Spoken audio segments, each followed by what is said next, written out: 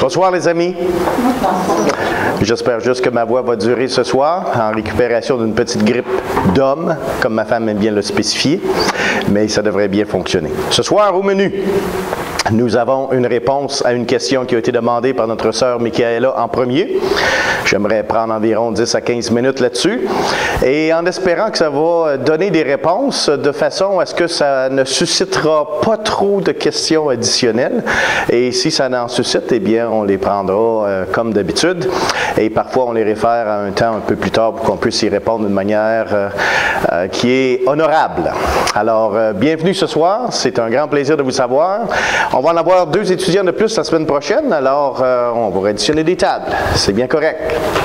J'aimerais qu'on puisse commencer par une parole de prière. Alors, courbons-nous et prions ensemble. Et à chaque fois que nous allons avoir une classe, eh bien, je demanderai à un des étudiants ou étudiantes de nous conduire dans une parole de prière en ouverture. Seigneur notre Dieu, nous venons devant toi ce soir avec un esprit d'anticipation. Un esprit d'anticipation dans ta parole. Nous avons besoin, Seigneur Dieu, de comprendre ce que tu as pour nous, de comprendre tes vérités, de les saisir, qu'ils puissent être efficaces dans nos vies, afin que nos vies soient changées selon la stature et la mesure de Christ qui est en nous. Alors Seigneur, nous voulons que ton nom soit honoré dans tout ce que nous allons faire, dans tout ce que nous allons dire. Et Seigneur, que l'enseignement de ta parole puisse aller dans le plus profond de notre cœur, car Seigneur, nous voulons apprendre à chérir ton enseignement. Que ton nom soit béni. Et Seigneur, accompagne-nous dans ce déroulement de ce cours pour ta gloire. Et c'est dans le saint nom de Jésus que nous te prions, Père éternel. Amen. Prêt de s'attaquer à un sujet qui va nous aider, peut-être dépendamment de votre situation maritale. Le groupe est tellement varié.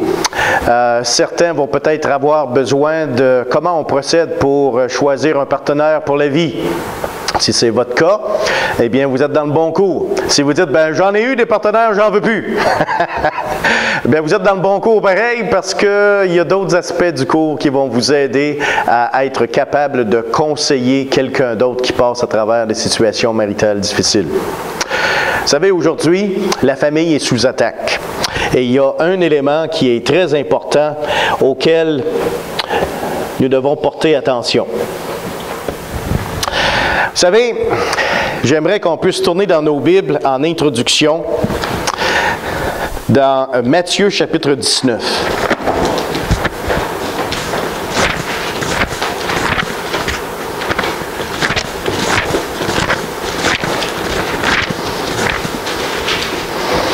Matthieu chapitre 19 et le verset 3 à 8. Vous allez dire, ça commence pas mal raide, mais c'est correct. Matthieu 19, verset 3.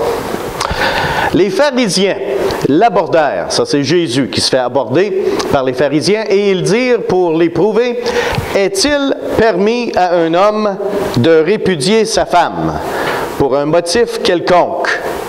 Il répondit, n'avez-vous pas lu que le Créateur, au commencement, fit l'homme et la femme? Mettez l'emphase ici sur l'expression « au commencement ». Et qu'il dit, c'est pourquoi l'homme quittera son père et sa mère et s'attachera à sa femme, et les deux deviendront une seule chair. Ainsi, ils ne sont plus deux, mais ils sont une seule chair. Que l'homme donc ne sépare pas ce que Dieu a joint. Pourquoi donc, lui dirent-ils, Moïse a-t-il prescrit de donner à la femme une lettre de divorce et de la répudier? Les pharisiens se pensaient intelligents, pensant avoir piégé le Seigneur.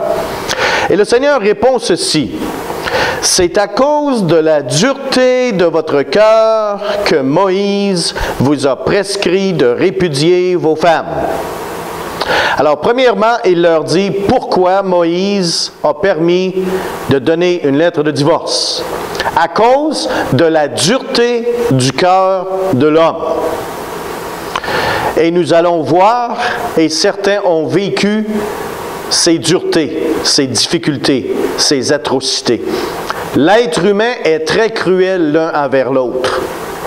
Et la vie maritale n'est pas à l'épargne de ceci.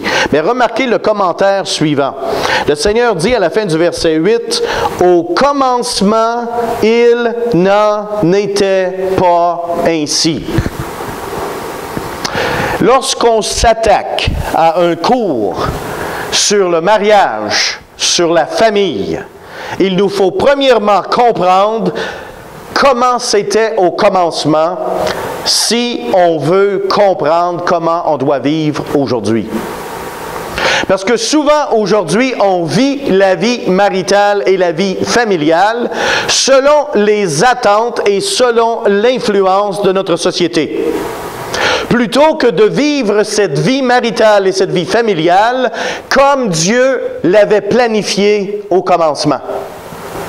Si seulement on peut comprendre comment c'était au commencement et en faire notre but dans notre vie familiale, dans notre vie maritale, les choses vont changer grandement dans notre vie.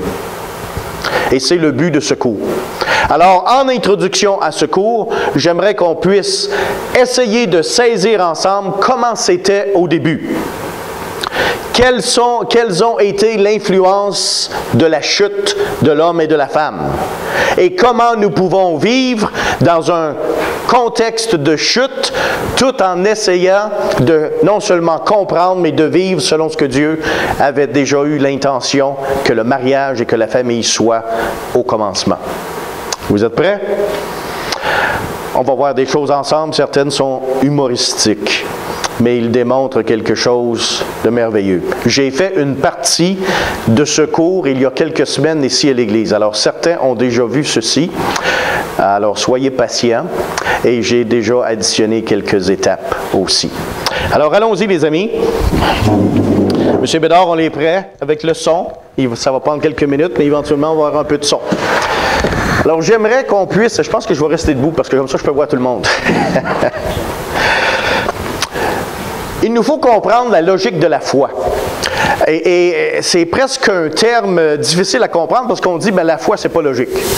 Mais savez-vous qu'en réalité, la foi, c'est très logique? Parce que la foi vient par les oreilles. Et ça produit la croyance du cœur. Alors que la connaissance parfaite de Dieu vient par la vue. Et ça produit le savoir. Ah, vous dites, c'est quoi cette affaire-là? Eh bien, soyez patients, suivez le développement de cette pensée. Alors, le but spirituel des oreilles. Il faut qu'on comprenne une des différences entre les oreilles et les yeux ici. Par exemple, le passage de Romains 10,14 nous dit ceci. « Comment donc invoqueront-ils celui en qui ils n'ont pas cru? Et comment croiront-ils en celui qu'ils n'ont pas quoi? Vu? Entendu. » OK? Ça a à faire avec les oreilles, l'entendement.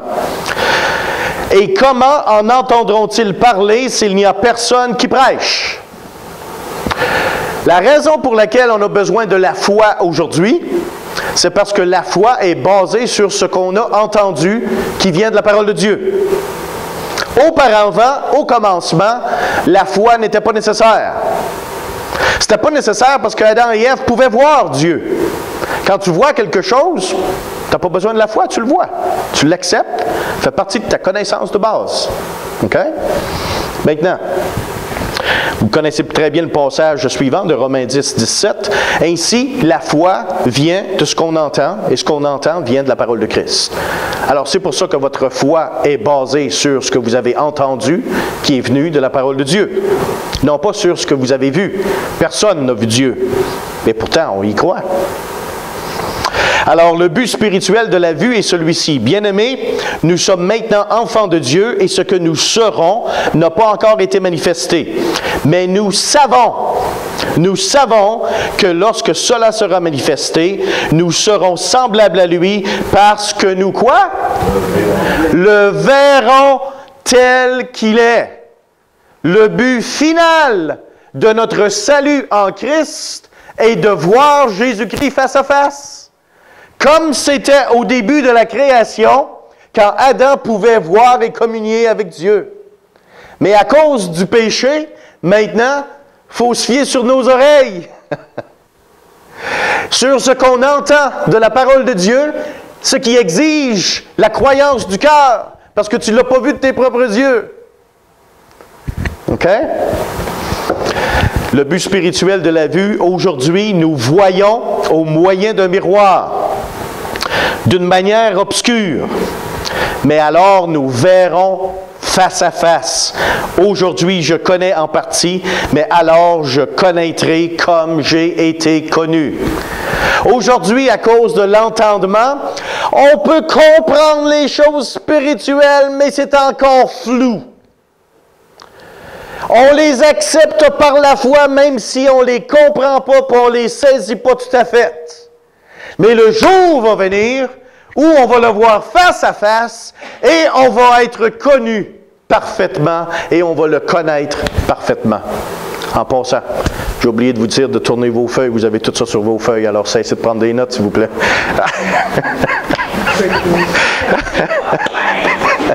J'avais carrément oublié, je me suis trop emballé dans... OK. Alors, les amis,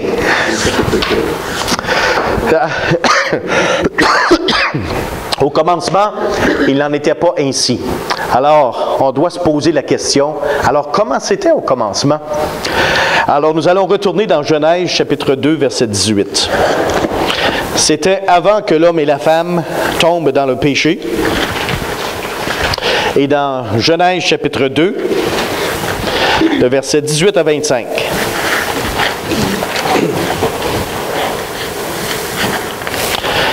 Alors, ceci n'est certainement pas un cours de la Genèse. Et si jamais vous prenez le cours avec moi, eh bien, on va revoir certains de ces détails en plus de détails. Alors, Genèse, chapitre 2, verset 18. L'Éternel dit, « Il n'est pas bon que l'homme soit seul. Je lui ferai une aide semblable à lui. » Bon, on va se poser quelques questions, mais on ne donnera pas les réponses tout de suite. Première des choses, c'est que dans une situation de contexte parfait, une chose négative est apparue. C'était le fait qu'il n'était pas bon que l'homme soit seul. Le péché n'était pas encore arrivé. Mais Dieu en avait conclu que, directement là, c'était pas bon que l'homme soit seul. Foutu de bonne idée, ça, Seigneur. Merci. L'Éternel Dieu forma de la terre tous les animaux des champs, tous les oiseaux du ciel, et il fit venir vers l'homme pour voir comment il les appellerait. Et afin que tout être vivant porte le nom que lui donnerait l'homme. Et l'homme donna des noms à tout le bétail, aux oiseaux du ciel et à tous les animaux des champs, mais pour l'homme, il ne trouva point d'aide semblable à lui. Oh non, Seigneur!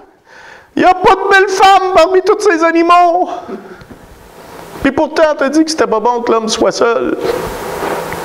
C'est intéressant quand l'homme est d'accord avec Dieu, hein? Alors l'Éternel fit tomber un profond sommeil sur l'homme, qui s'endormit. Il prit une de ses côtes et referma la chair à sa place. L'Éternel Dieu forma une femme de la côte qu'il avait prise de l'homme, et là j'aime ça, il l'amena vers l'homme. Ouh là là! Il me semble de voir Adam qui se réveillait. Oh Seigneur, tu t'es surpassé! Quelle beauté divine! Et vous savez, Adam, il y avait juste une femme à choisir. Il ne pouvait pas se tromper. Mais il y avait encore des problèmes plus tard. C'est intéressant, ça. Lorsque j'étais chez le chiro dernièrement, ici à la Chute, je l'appelle ma kirate parce que c'est une femme. Féminin de chiro, ça devrait en principe être kirate, donc c'est le kirate. Et en attendant, je lisais le Reader's Digest. Et il y avait une petite histoire concernant Adam et Ève. Ève était dans tous ses états. Parce qu'elle dit, Adam, tu sors à tous les soirs, tu dois en voir une autre. Et Adam dit à Ève, ben non, Ève, tu sais bien que tu es la seule femme de toute ma vie. Dans le milieu de la nuit, pendant qu'Adam dormait, tout d'un coup, il se sent pataugé par Ève. Il se tourne vers sa femme et dit, Ève, qu'est-ce que tu fais là? Ah, je suis en train de compter tes côtes.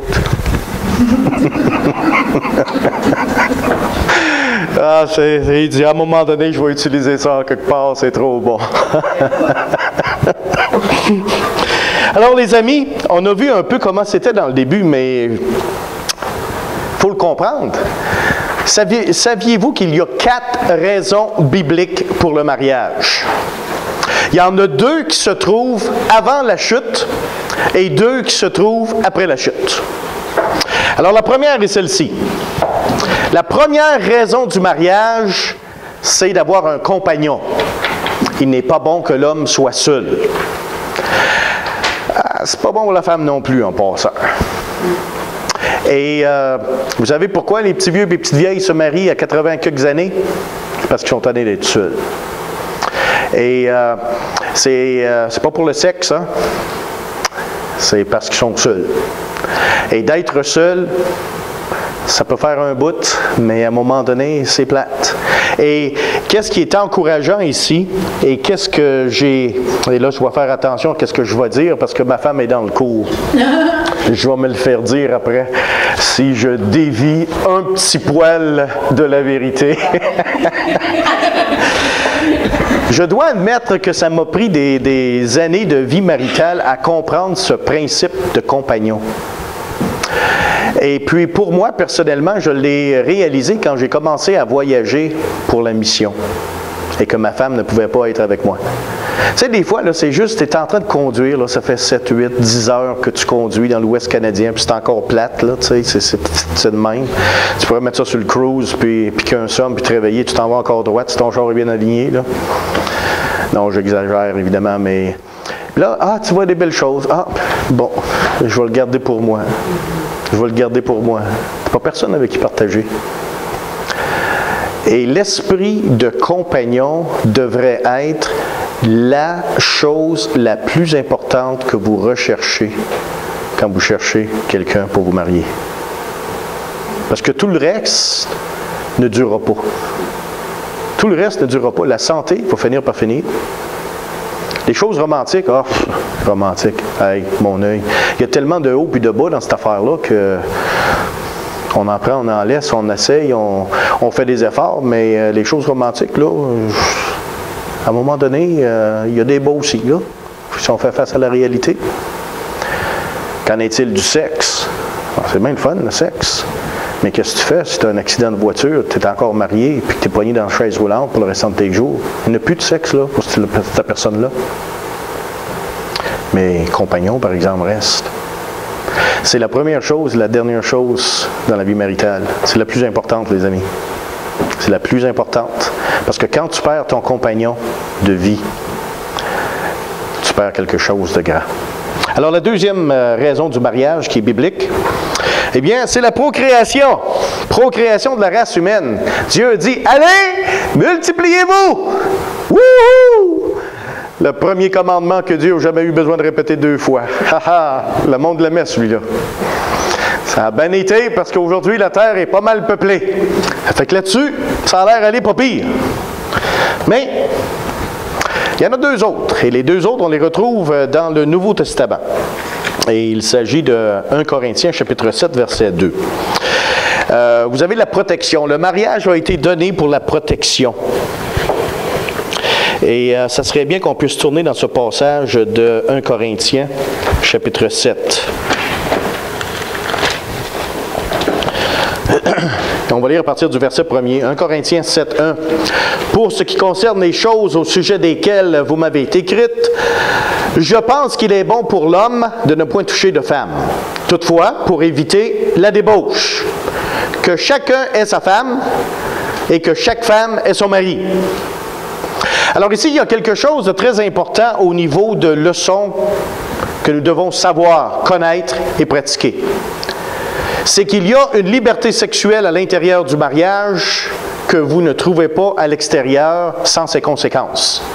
Oui, une personne peut avoir du sexe à l'extérieur du mariage, mais les conséquences, par exemple, sont affreuses. Il vous détruit.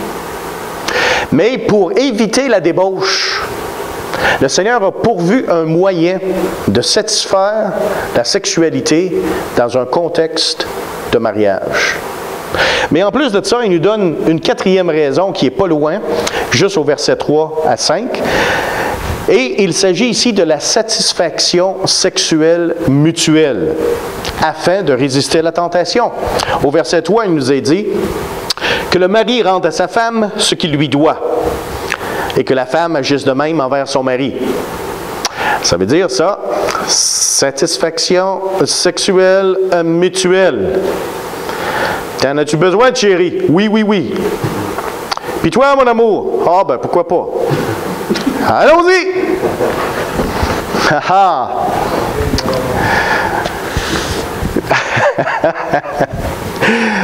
Vous savez que la raison pour laquelle c'est un commandement en passant, hein? On devrait aimer ça, pratiquer des commandements. Viens, chérie, un soir, on va aller pratiquer 1 Corinthiens 7, 3, 5. Et le restant du verset 5 nous dit « Ne vous privez point l'un de l'autre. » Ah ben, regardons ça. Satisfaction sexuelle mutuelle. Je vous donne peut-être un petit truc ici, là. Savez-vous la première chose à tomber dans un couple avant le divorce? Plus de relations sexuelles. Vous pouvez parler à plusieurs couples. Et souvent, probablement à 99,999% des cas,